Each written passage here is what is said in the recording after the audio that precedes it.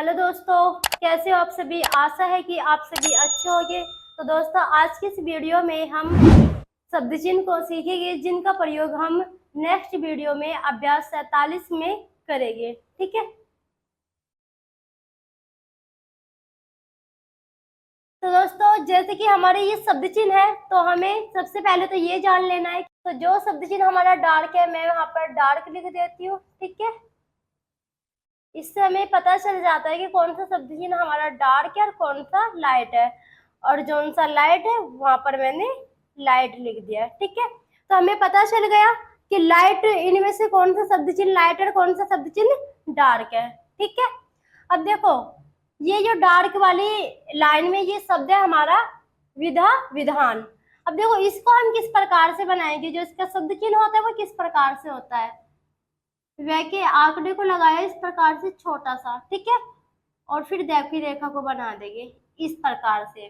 तो ये जो शब्द चिन्ह है, ये विद्या और विधान दोनों का ही शब्द चिन्ह माना जाएगा। ठीक है। क्योंकि बीच में जो ये डैश लगा हुआ है, इसका मतलब होता है कि अगर यहाँ पे एक और शब्द बना होता ना, ऐसे डैश लगा के, तो उस शब्द का भी ये शब्द चिन्ह पढ़ा जाता। ठीक है। तो यहाँ पर फिलहाल ये दो शब्द है और बीच में डैश है, तो इन दोनों का एक ही प्रकार से शब्द चिन्ह बनेगा, इस प्रकार से। ठीक है।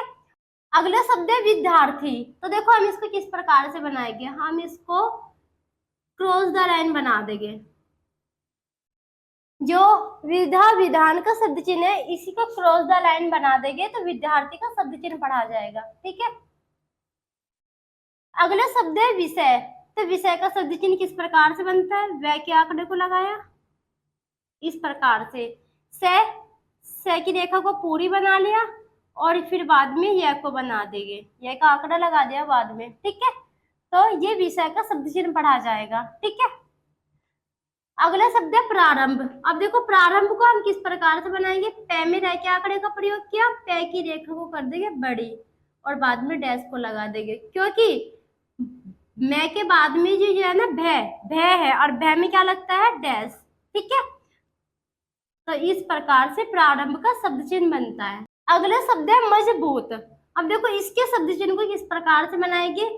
हमने शुरू में भी डैश को लगाना सीखा है और अंत में भी डैश को लगाना सीखा है। और जब हम न में डैश को लगाते हैं तो मैं की रेखा पड़ी जाती है, ये भी हमने सीखा था। ठीक है।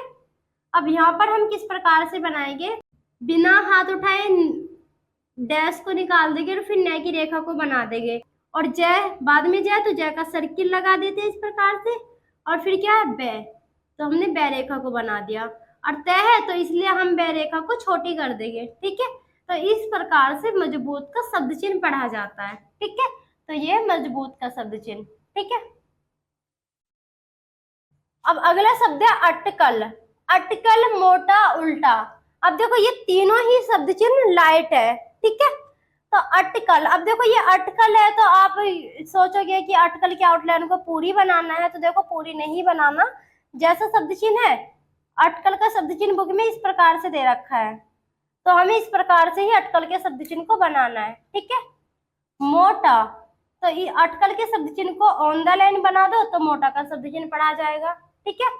अब देखो, यहाँ पर क्या है, मोटा, मोटी, मोटे, मोटा, मोटी, मोटे। स्टोरी में इन तीनों में से कोई सा भी शब्द आ जाए, मोटा आ जाए, मोटी आ जाए, मोटे आ जाए, आप इस शब्द चिन्ह का प्रयोग कर सकते हो। जरूरी नहीं है कि मोटा आएगा तभी आप इस शब्द चिन्ह का प्रयोग करोगे। मोटी आ जाए, मोटे आ जाए, तब भी आप इसी शब्द चिन्ह का प्रयोग करोगे। ठीक है। आपको अलग से शब्द बनाने की जरूरत नहीं है। ठीक है। अब यहाँ पर शब्द है ये उल्टा। ठीक है। तो मोटा का शब्द चिन्ह जो है उसी को हम क्रॉस द लाइन बना देते हैं, तो उल्टा का शब्द चिन्ह पढ़ा जाता है। ठीक है। तो आज की क्लास में बस इतना ही। वीडियो यहीं पर समाप्त होती है। ठीक है।